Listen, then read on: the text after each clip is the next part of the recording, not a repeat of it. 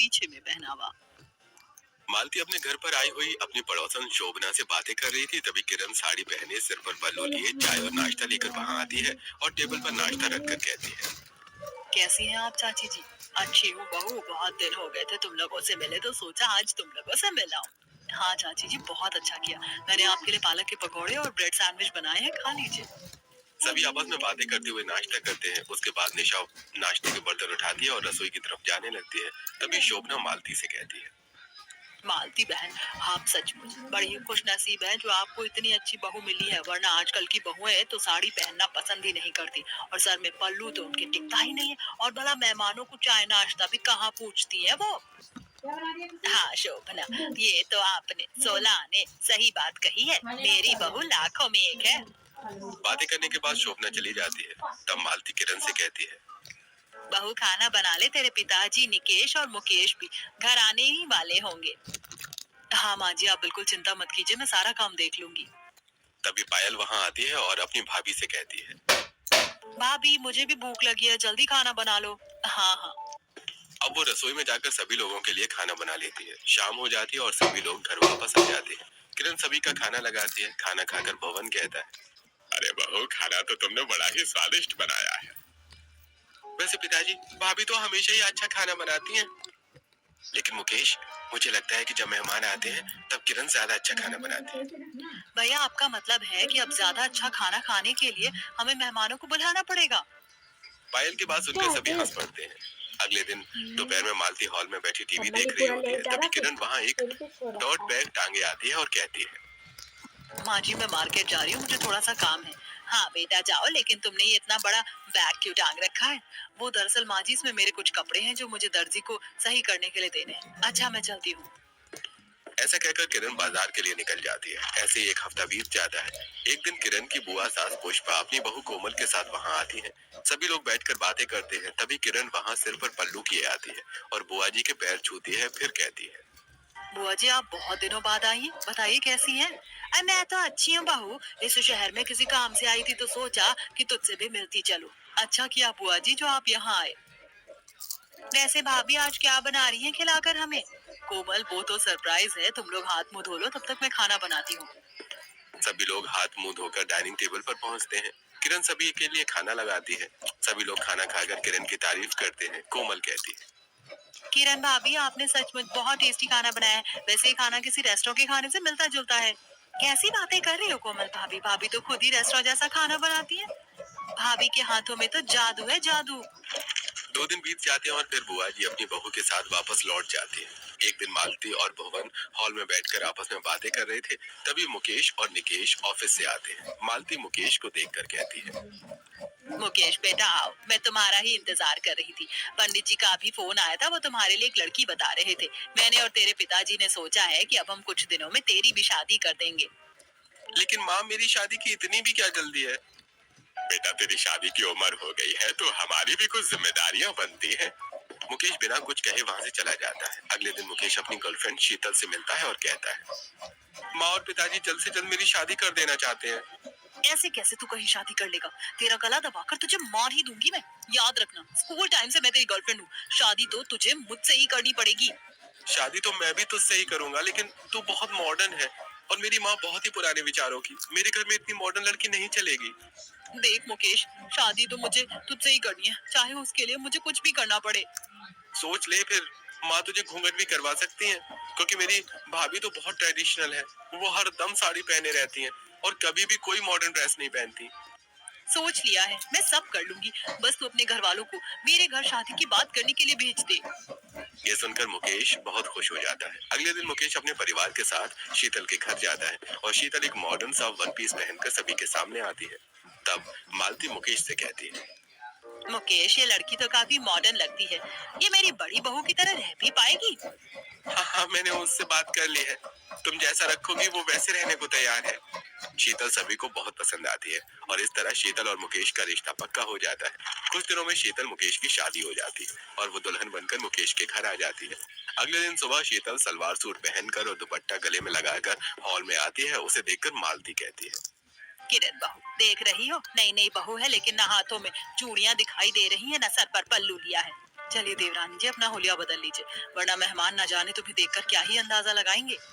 ऐसा कहकर किरण शीतल के साथ अंदर जाती है और उसे एक सिंपल सी साड़ी पहनाकर एक बिंदी लगाकर चूड़ियां पहनाती है और साथ ही उसका सिर भी ढकती है। फिर कहती है, अब तुम परफेक्ट लग रही हो। किरण और शीतल बाहर आती हैं। तभी बाहर मोहल्ले की सभी औरतें शीतल की मुंह दिखाई करने के लिए आ चुकी थी। शीतल सभी के बीच में बैठती है, तब पड़ोसन शोभना कहती है, मालती, तुम्हारी बड़ी बहू तो सचमुच बहुत अच्छी है। अब उसे देखकर तुम्हारी छोटी बहू भी ऐसी संस्कारी बनेगी। हाँ बहन, तुम सच कहती हो। आप लोग बैठिए, तब तक मैं आपके लिए खाने को कुछ लाती हूँ। अब किरण रसोई में जाती है और थोड़ी देर बाद गरम गरम पकौड़े और समोसे सभी के लिए लेकर आती है और सभी को देती है। शोभना समोसे खाकर कहती है, किरण बहू, तुमने बहुत ही अच्छे समोसे और पकौड़े बनाए। तुम्हारे हाथों के स्वाद का तो जवाब नहीं। शोभना चाची, आप तो आते रहा कीजिए, आप लोग आते हैं तो अच्छा लगता है।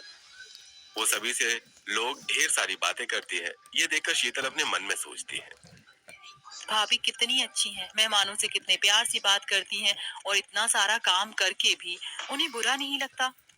फिर सभी मेहमान चले जाते हैं और किरण बर्तन उठाकर रसोई में जाती है। रसोई में वो बर्तन रखती है कि तभी किसी का फोन आ जाता है। किरण फोन पर उससे कहती है, क्या बताऊं यार, अब जाकर मोहल्ले की औरतें गई हैं, पता नहीं उनके पास इतना टाइम कहाँ से होता है कि वो मेरी सास से दोस्ती निभाने आ जाती है और मुझे परेशान करती है। ठीक है रख, मैं तुझे करती हूँ। पीछे खड़ी शीतल ये सुन लेती है और फिर मन ही मन सोचती है, भाभी मेहमानों के सामने बहुत अच्छा व्यवहार कर रही थी, लेकिन यहाँ आकर अपनी सहेली से बुराई कर रही हैं। मुझे कुछ समझ में नहीं आया। शीतल किरण के पास आती है और कहती है, किरण भाभी, लगता है आपको मेहमानों का आना पसंद नहीं है। पसंद से ही सब कुछ नहीं होता, इतना सारा काम करना पड़ता है, उसका क्या। मैं बर्तन धोने जा रही थी, अब तुम आ गई हो तो तुम ही धो लो। ऐसा कहकर किरण अपने कमरे में चली जाती है और शीतल बर्तन धोने लगती है। शाम को शीतल हॉल में आती है तो मालती उससे कहती है, शीतल बहू, रसोई में जाओ और सभी के लिए खाना आज तुम बना लो। ठीक है माँ जी। ऐसा कहकर शीतल रसोई में जाती है और खाना बनाने लगती है। जब शीतल का सारा खाना बन जाता है तो अपनी सास के पास आती है और कहती है, माँ जी, मैंने खाना लगा लिया है, आप सभी लोग चलिए और खाना खा लीजिए। तभी किरण तैयार होकर वहां आती है और अपनी सास से कहती है, माँ जी, मेरी एक सहेली की तबीयत खराब है, इसीलिए मुझे अभी हॉस्पिटल जाना होगा, मैं जल्दी ही आ जाऊंगी। भाभी, आप आने के बाद खाना खाएंगे? मैं खाना नहीं खाऊंगी, तुम लोग खाना खा लेना।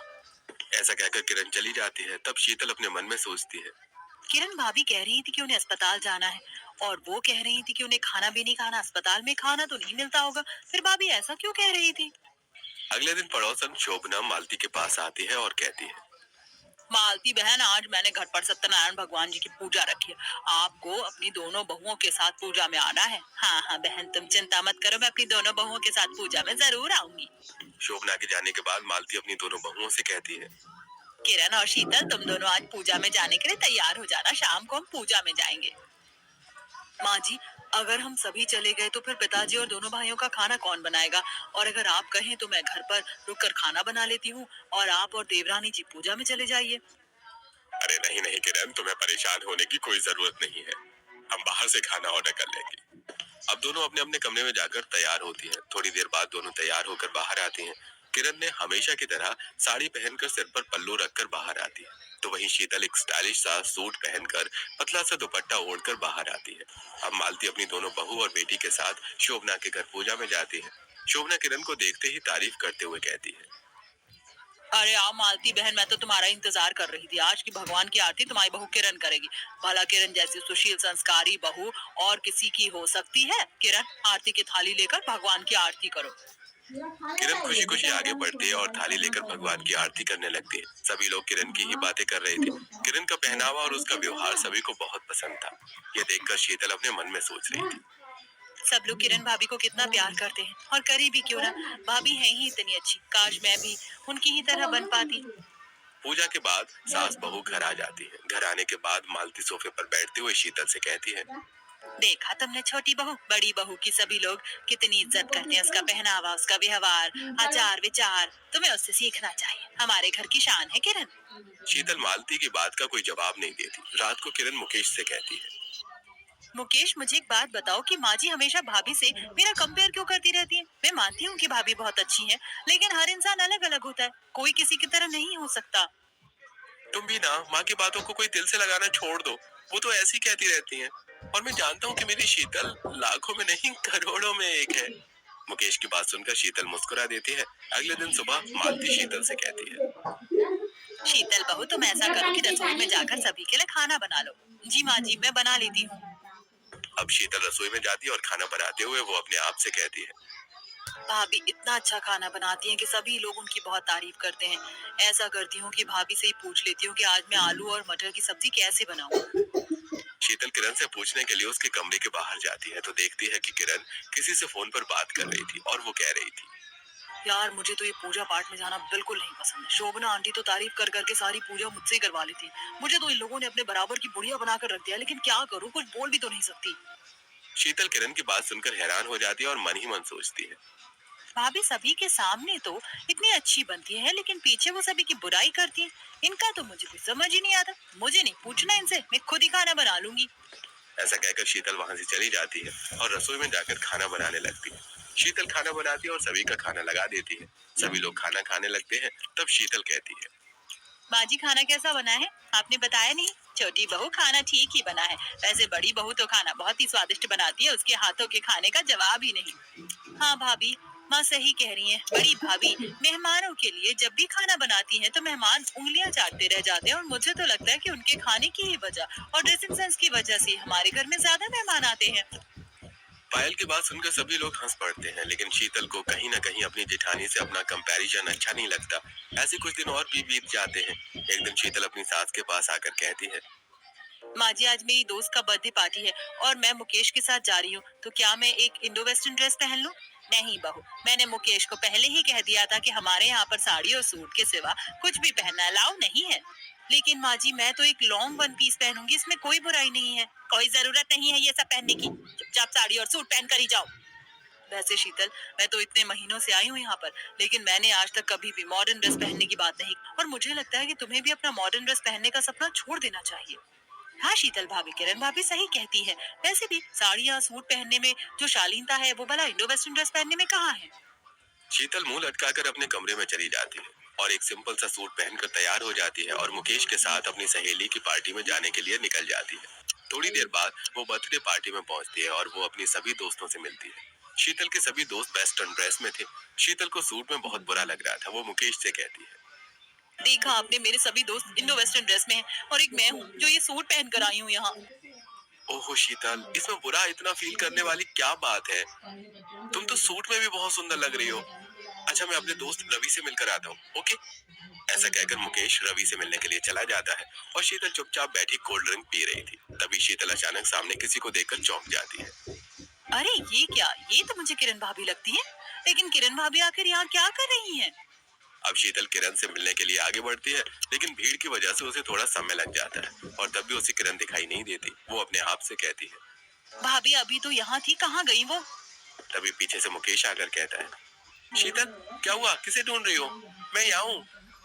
मुकेश, मैंने अभी अभी किरण भाभी को यहाँ देखा है, वो भी शॉर्ट ड्रेस में। तुम्हारा दिमाग खराब हो गया क्या शीतल? किरण भाभी तो साड़ी के सिवा कुछ पहनती ही नहीं है। अब मुझे लगता है कि हमें घर जाना चाहिए। तुम्हें नींद आ रही है। चलो घर चलते हैं। शीतल मुकेश को बताने की बहुत कोशिश करती है, लेकिन मुकेश शीतल की बात का भरोसा नहीं करता। दोनों घर आ जाते हैं तो शीतल देखती है कि किरण मालती के पास बैठकर बातें कर रही है। शीतल को देखकर किरण कहती है, अरे आओ आओ देवरानी जी, कैसी रही तुम्हारी बर्थडे पार्टी? शीतल किरण की बात का जवाब नहीं देती और अपने कमरे में चली जाती है। भाभी, आज संडे है इसलिए मेरे ऑफिस के कुछ दोस्त खाने पर आ रहे हैं, तो प्लीज आप सारा इंतजाम देख लेना। बेटा किरण सब कुछ संभाल लेगी, क्यों बहू, सच कह रही हूँ ना? हाँ, आप चिंता मत कीजिए, मैं बहुत ही टेस्टी खाना बनाऊंगी कि सब तारीफ करते नहीं थकेंगे। शीतल बहू, तुम ऐसा करो कि घर की साफ सफाई कर लो और किरण बहू खाना बना लेगी। ठीक है माँ जी, मैं साफ सफाई कर लूंगी। अब किरण रसोई में जाती है तो वहीं शीतल साफ सफाई में लग जाती है। शीतल घर की सफाई करते हुए किरण के कमरे में सफाई करने के लिए जाती है। सफाई करने के बाद उसने चादर बदली तो उसे तकिए के नीचे एक रेड कलर का शॉर्ट वन पीस मिला। शीतल ने उसे उठा लिया और देखा और सोचने लगी। ये तो वही ड्रेस है जिसमें भाभी मुझे उस बर्थडे पार्टी में दिखाई दी थी। अब शीतल उस ड्रेस को लेकर रसोई में जाती है और किरण से पूछती है, भाभी, ये ड्रेस आपके कमरे में मिली है, ये आपकी है क्या? नहीं, ये मेरी फ्रेंड की है, धोखे से मेरे पास आ गई होगी। मैं उसे वापस कर दूंगी। तभी शीतल देखती है कि किरण ने खाना बनाना शुरू नहीं किया है। शीतल कहती है, भाभी, अभी तक आपने खाना बनाना शुरू नहीं किया। मुकेश के दोस्त बस आते ही होंगे। तुम अपने काम से काम रखो, मैं अपना काम कर लूंगी। जाओ यहाँ से। किरण की बात सुनकर शीतल रसोई से बाहर आ जाती है। थोड़ी ही देर बाद मुकेश के दोस्त आ जाते हैं और किरण उनके लिए गर्मा गर्म खाना लगा देती है। शीतल ये देखकर मन ही मन सोचने लगती है।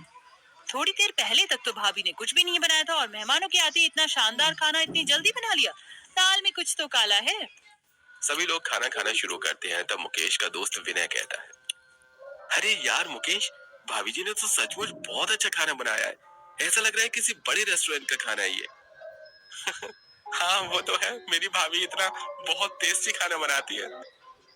यार मैं तो कहता हूँ कि अपनी पत्नी को कहे कि वो भी भाभी से खाना बनाना सीख ले।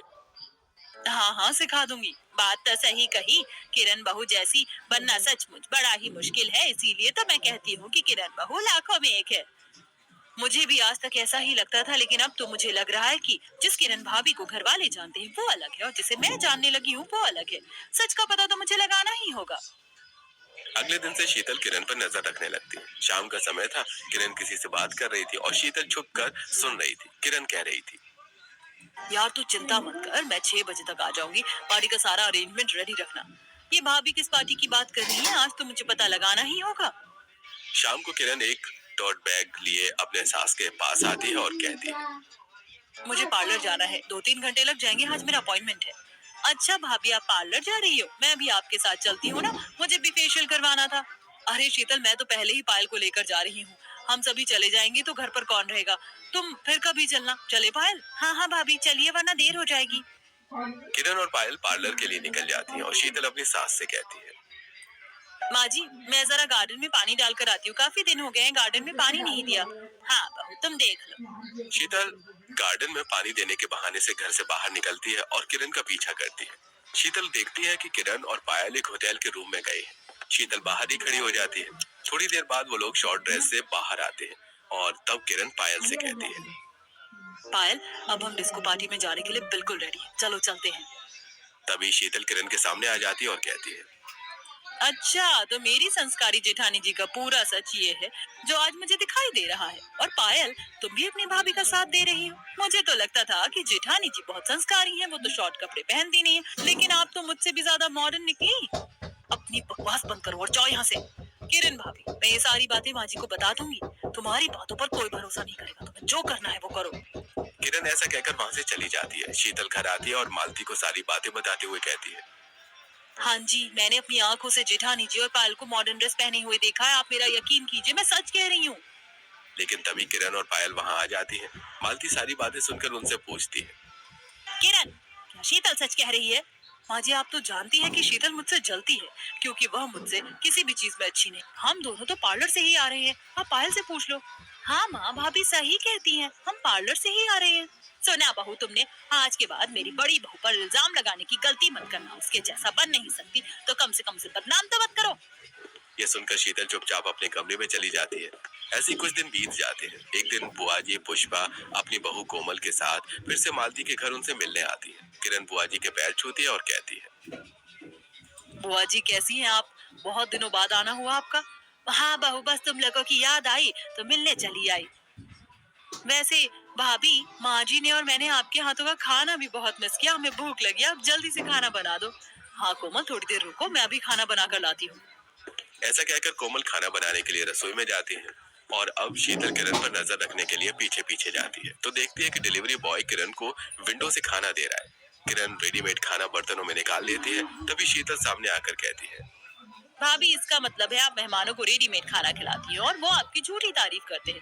तभी तो मैं सोचती हूँ कि जब मेहमान आते हैं तो खाना इतना टेस्टी होता है, लेकिन जब आप नॉर्मली घर में खाना बनाती हैं तो उसमें इतना स्वाद नहीं होता। इसका मतलब कि आप मेहमानों के सामने कुछ और हैं और अकेले में कुछ और। अपने काम से काम रखो, तुम्हें मेरे मामले में बढ़ने की कोई जरूरत नहीं है, समझी? जेठानी जी, आपके दो दो रूप हैं। आप आइडियल बहू नहीं है, ना ही पहनावे में और ना ही कुकिंग में। मैं आज माँ जी को सब कुछ बता दूंगी। बता दो माँ जी को, वो तुम्हारा भरोसा कभी नहीं करेंगी। मैंने उन सब की आंखों में पट्टी बांध रखी है, अपने व्यवहार की पट्टी। तुम उस पट्टी को नहीं उतार सकती, इसीलिए अब मुझे धमकियां देना बंद करो और जाओ यहाँ से। शीतल किरण की बात सुनकर चुपचाप कमरे में अपने चली जाती है और बैठकर सोचने लगती है। मैं माँ जी को अगर सब कुछ बता भी दूं तो भी वो मेरा भरोसा कभी नहीं करेंगी, इसीलिए उनको बताने का कोई फायदा नहीं है। थोड़ी देर बाद किरण सभी के लिए खाना लगा देती है। सभी लोग खाना खाते हैं और किरण की बहुत तारीफ करते हैं। ऐसे 2 दिन बीत जाते हैं। आज शीतल की सहेलियां शीतल से मिलने आती हैं। सभी हॉल में बैठकर बातें कर रहे थे। तभी शीतल की सहेली आंटी, हमारी शीतल को आपने कितना बदल दिया। पहले ये बहुत मॉडर्न थी, इतने मॉडर्न कपड़े पहनती थी, और अब ये साड़ी पहनती है और हमसे मिलने के लिए पार्टी वगैरह में भी नहीं आती। पूरी की पूरी बदल गई है। नैना की बात सुनकर मालती को गुस्सा आता है और वो कहती है, बदल गई है? क्या बदल गई है? वो आज भी वैसी ही है जैसी आई थी। ना ही उसे अच्छा खाना बनाना आता है और ना हमारे घर की परंपरा को निभाते हुए सर पर हमेशा पल्लू रखती है। हमारी बड़ी बहू को देखो, कितनी सिंपल है, उसके सर पर पल्लू हमेशा ही रहता है और मेहमानों के लिए ऐसा खाना बनाती है कि मेहमान उंगलियां चाटते रह जाए। माफ करना, लेकिन बड़ी बहू की कंपैरिजन में शीतल कुछ भी नहीं है। मालती के मुंह से शीतल की बुराई सुनकर उसकी सहेलियों को अच्छा नहीं लगता। थोड़ी देर बाद सभी सहेलियां वहां से चली जाती हैं। तब शीतल गुस्सा होते हुए सभी के सामने अपनी सास से कहती है, माँ जी, आपने मेरी सहेलियों के सामने इतनी बेइज्जती की। आपको तो पता ही नहीं, जिस किरण भाभी की आप इतनी तारीफ कर रही थी ना, वो तो मुझसे भी कहीं ज्यादा मॉडर्न है, और वो मेहमानों का खाना भी खुद नहीं बनाती बल्कि बाहर से मंगवाती है। शीतल बहू, जुबान संभाल कर बात करो। मेरी बड़ी बहू कभी मॉडर्न कपड़े नहीं पहन सकती। उसके संस्कारों पर उंगली उठाना बंद करो, और उसके हाथों में तो स्वाद का जादू है जो तुम्हारे हाथ में कभी नहीं हो सकता। मैं जानती हूँ कि तुम मुझसे जलती हो, लेकिन मैं तुम्हारी इस फालतू बातों पर भरोसा करने वाली नहीं।